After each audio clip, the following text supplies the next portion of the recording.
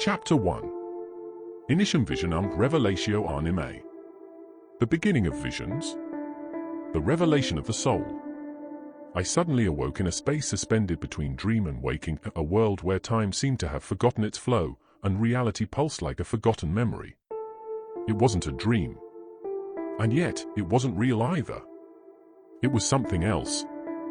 A heavy, almost sacred silence enveloped everything around me, and every blade of grass seemed to breathe with me, as if in silent communion with something older than the earth. On a horizon of impossible green, a castle loomed with spires sharp as fingers reaching towards the sky. I had never seen it, yet I knew it.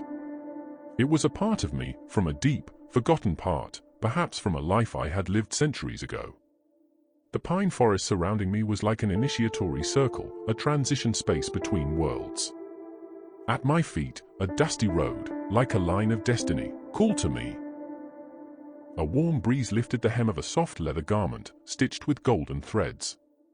It wasn't the clothing of a dreamer, but of a person with power, perhaps a noble warrior, perhaps a leader. At my waist, I wore a Turkish sword, with a golden hilt sculpted in the form of a lion's head, a symbol of courage, but also of a nature driven by pride and protection. Unknown symbols gleamed on the blade, seemingly written in a dead language, yet speaking directly to my heart. The air was dense with scents, a mixture of forgotten flowers and sacred resins. It was the perfume of oblivion and remembrance. In that fragrance lay the memory of a world that no longer existed, but continued to live through me. A gentle fear enveloped me, not of death, but of truth. A truth that, once known, could never be forgotten. From a distance, the sound of horses galloping approached. 5 riders galloped past me, wearing black armor that seemed to absorb the light. Their crest, a serpent coiled around an arrow, was not just an emblem, but a warning. Were they envoys of destiny? Or shadows from my past? I didn't ask them. I just watched them disappear towards the castle. I began to walk, my steps determined but my heart trembling internally.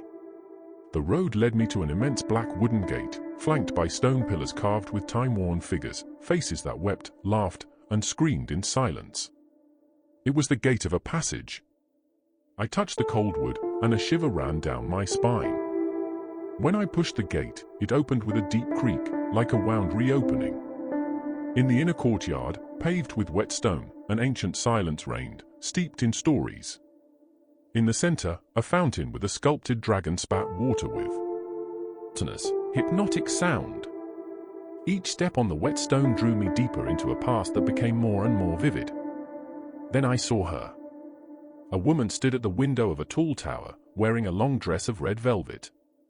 Her gaze was impossible to forget. She had amber eyes, eyes that know, that see beyond the veils of illusion. Her hair, black as a starless night, flowed over her shoulders like a mantle of gentle darkness. She didn't greet me, didn't speak. She just looked at me, and in that gaze, I recognized an entire life. She was a mystery woman, perhaps a queen, perhaps a lover lost in the whirlwinds of time. She was gentle and powerful at the same time, a muse, a guide, a part of me. And in that moment, a truth took root in my soul. It wasn't the first time I had walked on that land. It wasn't a dream. It was a calling. An ancient memory demanded its right to be relived. Perhaps the soul never forgets, it merely awaits the right moment to remember. And in that silence between our gazes, I felt an invisible thread extend from the high window deep into my chest. It wasn't a simple attraction, but a visceral recognition, as if 2 fragments of an ancient whole were reuniting after eons of separation. An inexplicable desire overwhelmed me, not just to draw closer, but to understand the echo her presence stirred within me. I felt that in her amber eyes, I saw not just another person, but a part of myself I had believed lost or never known. Without realizing it, I began to walk towards the tower, crossing the courtyard with uncertain steps, like a sleepwalker drawn by a distant light. The damp stone beneath my feet seemed to vibrate with each stride, and the fountain's murmur intensified, like a welcoming song from another era. I didn't know what I would find upstairs, in that tall room lit by a single window.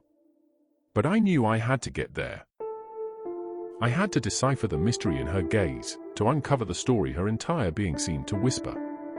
I ascended the stone stairs leading to the tower where I had seen her. Each step seemed to pulse beneath my feet, like a dormant heart sensing the approach of a forgotten beat. The walls were cold, but beyond them vibrated an unseen warmth, an ancient, almost human consciousness that recognized me. Along the corridors, old paintings followed my every move. Faces from other eras, empty or reproachful gazes, as if each carried a question I would soon confront. Who were you? The door to her room was ajar. I stepped inside with a calm fear, that rare feeling that only appears when your soul recognizes another part of itself, lost in the labyrinth of time. She stood there, beside a large window, illuminated by an impossibly beautiful sunset. The sky was purple, and the clouds seemed painted with liquid gold. She didn't look at me immediately. She spoke first, with a voice I knew without ever having heard it. You've come. Finally. I stopped. Time stopped. Everything became silence. I didn't answer her. There was no need. In a way, the conversation was happening beyond words. She turned slowly. Her eyes, those same amber eyes, seemed to burn, not with fire, but with truth. She stepped towards me, and in that moment, something within me broke. A barrier. A veil. You've worn many masks, she told me, raising her hand and touching my forehead. But you haven't forgotten. You haven't forgotten who you are. And neither who I was. When her fingers touched me, an avalanche of images flooded my mind. Voices, screams, laughter, tears, vows made under the moon, unspoken promises. An entire world behind my closed eyelids. I saw a crown on my head. A throne room. A temple submerged in ancient prayers. I saw her dying, in another time, in my arms. And I was screaming, but nothing could be heard anymore. Only longing remained. When I opened my eyes, she was still there. She smiled sadly.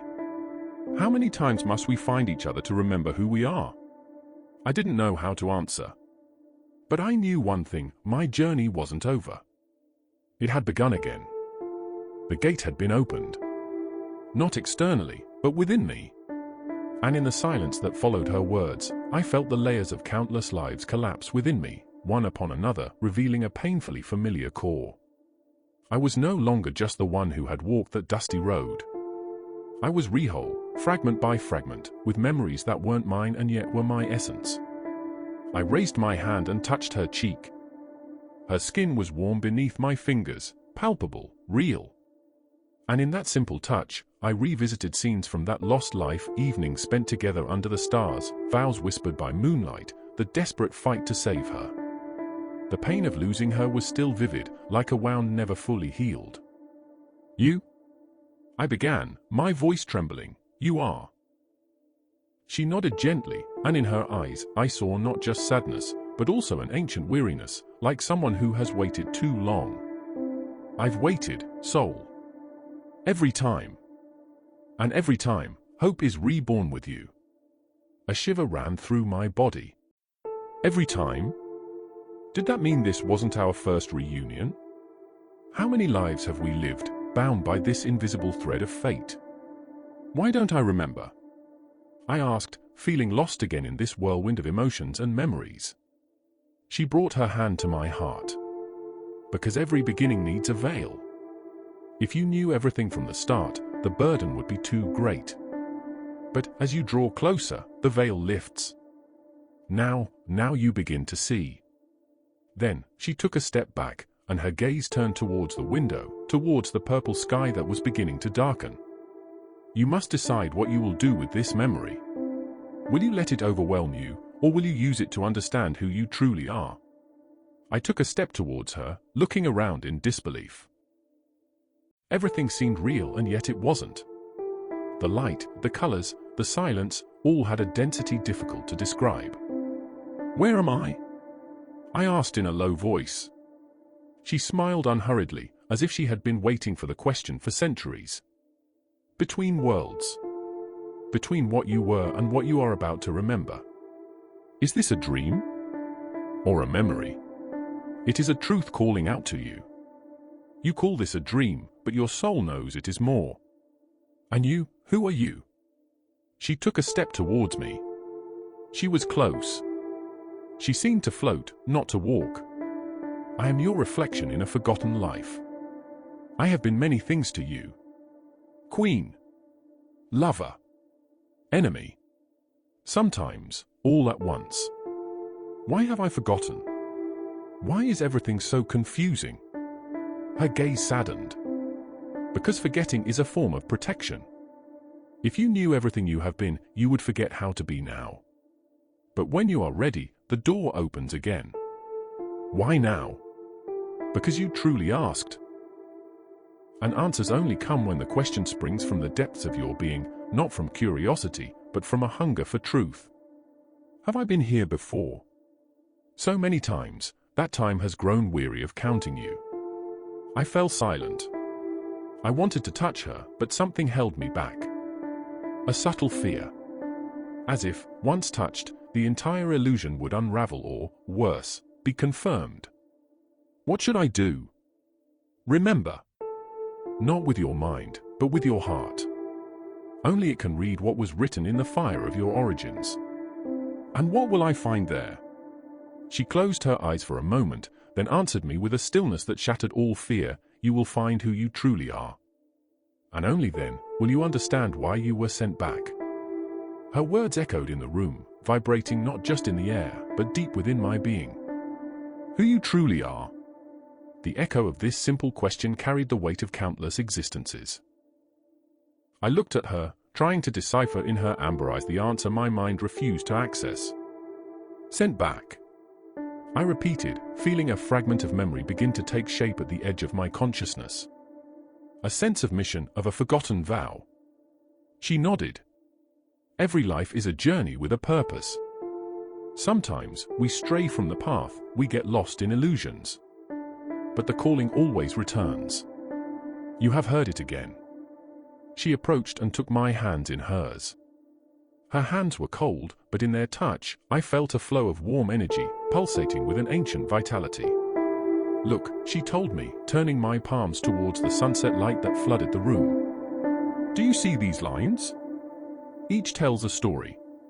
Each branch is a choice, a life lived.